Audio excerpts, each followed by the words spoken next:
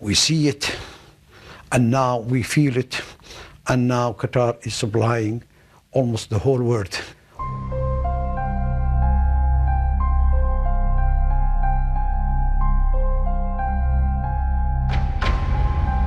The round trip from Ras Laffan to South Hook, the vessel will leave Ras Laffan through the Straits of Hormuz, turn south to the Gulf of Aden, turn hard to starboard up through the Red Sea and through the Suez Canal, through the Mediterranean towards the Straits of Gibraltar, hard to starboard at the Straits of Gibraltar, north across the Bay of Biscay, past Ushant, round Land's End and into South Hook.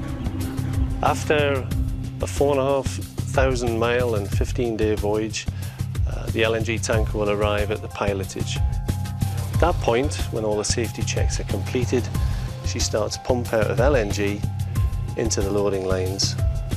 This travels up the loading lines into the LNG tanks.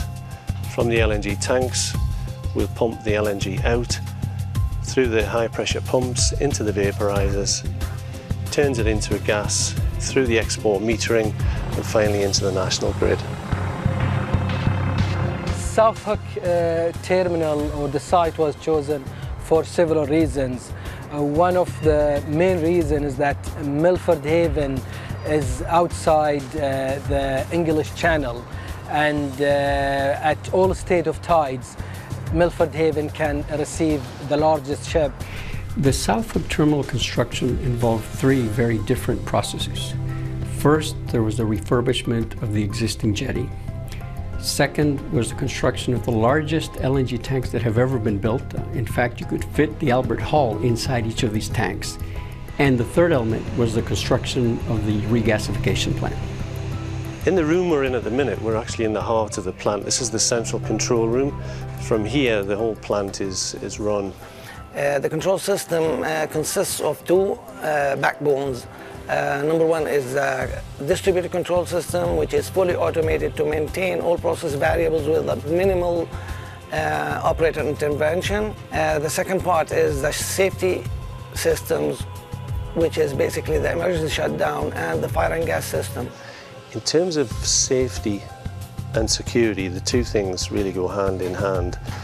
That has been a challenge, and also we've had to put a lot of work in the front end of the project to make sure that the design, both on the safety side, i.e. the layout of the plant, and on the security side, how secure the site is, we made sure that was made early on. During the early stage of the project, we had two processes for the regasification.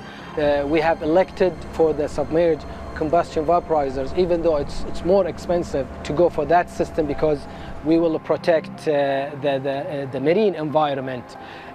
We have designed this terminal to minimize its intrusiveness to the local community.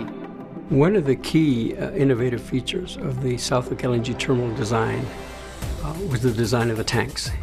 They were the largest diameter tanks that have ever been built. We did this to minimize the visual impact. Benefits that this project's brought to the local area have been many. That's both in terms of employment, contracts that we've brought in to support the project, but also nationally, this project brings in an entry to the west side of the national gas grid for the country.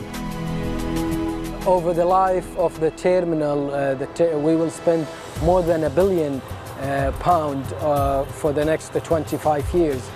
Both Wales and Pembrokeshire economy will get the benefit of this £1 billion. As a general manager of this company, I really appreciate the hard work that our task force has put in for the last 4 years to get this terminal ready for the first cargo. Reliability is one of the key features of the South Hook LNG terminal design. We incorporated this as part of our design process.